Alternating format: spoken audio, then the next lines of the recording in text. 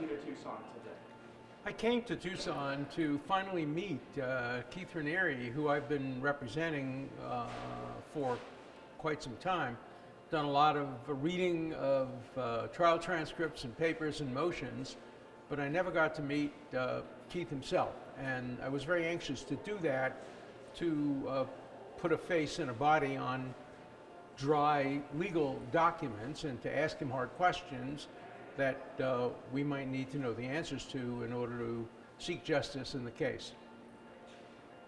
And today, the press release had mentioned a Rule 33 motion that you may be asking for a new trial. Can you elaborate on that? We are asking, first of all, for an evidentiary hearing to prove what our experts claim is true, namely that the crucial piece of evidence in the case was tampered with. And we need to be able to establish that. And so far, we've been denied the opportunity to cross-examine the relevant witnesses who could help establish that the crucial piece of evidence, without which there would not have been a conviction, was tampered with. When you say the crucial piece of evidence, what is that? Can you elaborate? Yes, there was a photograph which allegedly was taken of a young female below the age of consent. The only proof that she was allegedly below the age of consent was the metadata on the side of the photograph. And the experts have now concluded that metadata was tampered with. And in fact, the female was above the age of consent, and therefore taking the photograph was not a crime at all. So in this case, there is evidence tampering. That is what you're claiming. We're claiming that our experts, including FBI officials, former officials of the FBI who have long experience in dealing with evidence, have claimed that they believe conclusively that evidence was tampered with. Alan, what makes you so confident that this can work for your client? I've had many cases in the past, some of them fairly well-known cases, Klaus von Bülow, O.J. Simpson, others in which we've managed to prove that evidence was tampered with, and those cases resulted in a vindication and acquittals.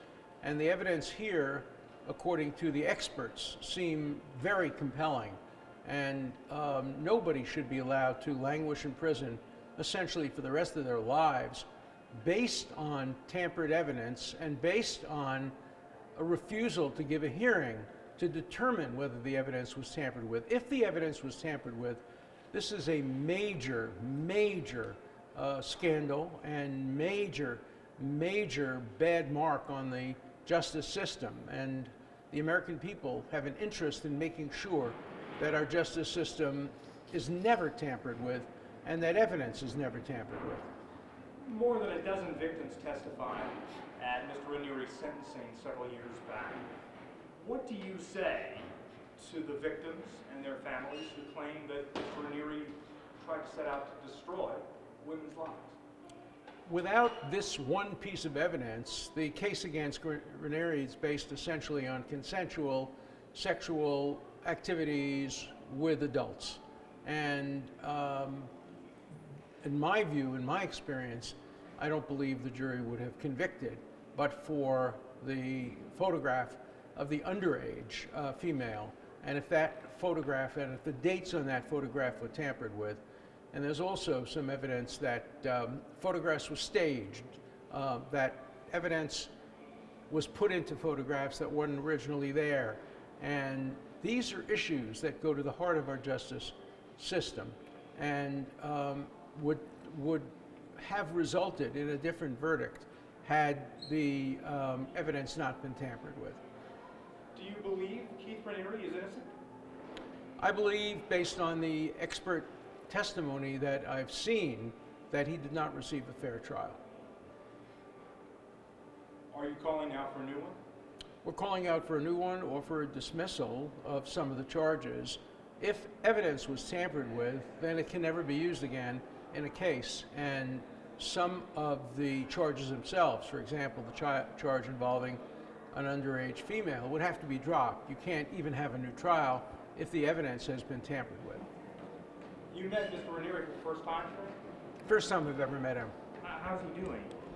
Well, he's in prison, and he looks like he's in prison. He has the pallor of an imprisoned person. A lot of his time has been spent in lockup, and he has restrictions placed on him. That's not the reason I came here, though. For me, the issue is due process, fairness, constitutional law, and if he has been denied his constitutional rights to a fair trial, I want to make sure that the courts understand that and give us an adequate hearing as required by due process. Is he remorseful at all about what has happened, what has gone on? He's determined to seek justice. He's determined to make sure that all the evidence comes in and that he receives a trial based on real evidence, not evidence that has been tampered with by government officials or government agents or witnesses. You believe government officials tampered with that photograph or that particular piece of evidence? My belief is based on expert witnesses, and the expert witnesses have provided at the very least probable cause for having a hearing. And it's only after a full hearing and all the evidence comes out that anybody should form any beliefs either way. I wonder what your message is to the victims in this case. My message is that everybody benefits from a fair trial, and that the victims, the general public, the defendant, all are entitled to a fair trial. And whatever the fair trial produces, as long as it's an absolutely fair trial, that should be the result. Do you have any questions? How long have you been working on this? A couple of years. I'm working on it on behalf of Claire Bronfman, too. She's one of the alleged victims, perpetrators. She's in prison now as well, and hopefully she'll be out before very long.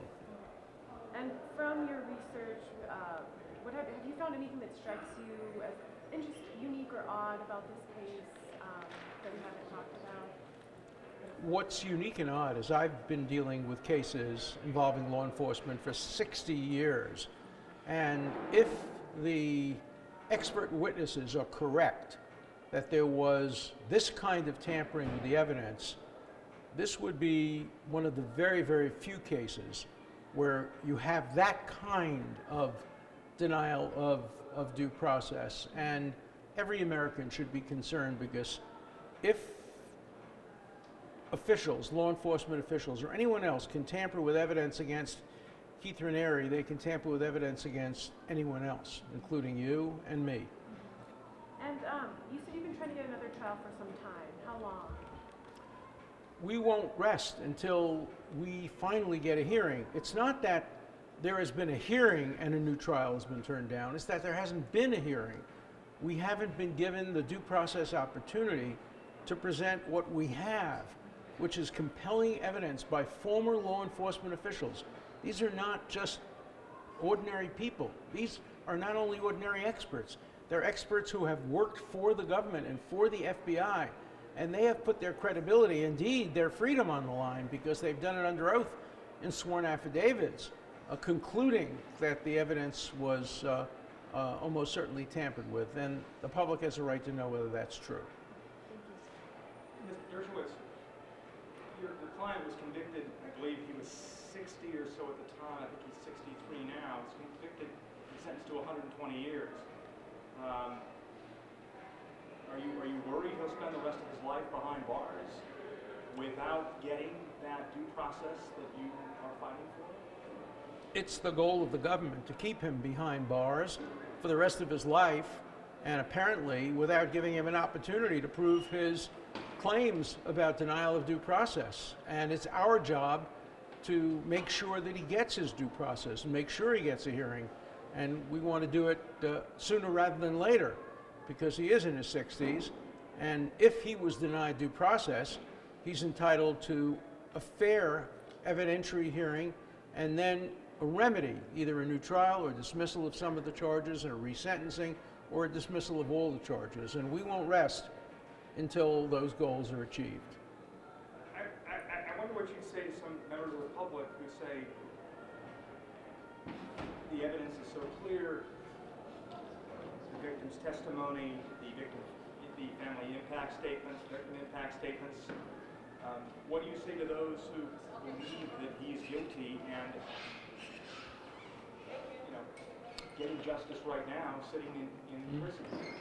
Those people who think that the trial was fair and that he's guilty ought to be on our side, seeking an opportunity to have the evidence challenged and to have the experts testify, because everybody should be interested in an absolutely fair trial. Nobody benefits when a person goes to jail for the rest of his life and then it turns out that the evidence was tampered with. Nobody sees that as justice. Justice requires that the evidence be pristine and that all the claims of experts should be subject to a due process hearing and cross-examination. We're not afraid of cross-examination.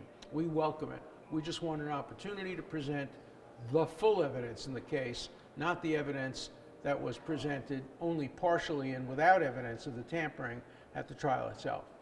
So for you, this is about fairness above all else. For me, this is about the Constitution. It's about the adversary system, the right to due process, the right to an evidentiary hearing, the right to trial by jury, and the right to counsel, and it's about fairness. Ultimately, it's about fairness, but it's about the Constitution. Thank you. Are you good? Are you guys good? We're great. Thank you so much. That's great.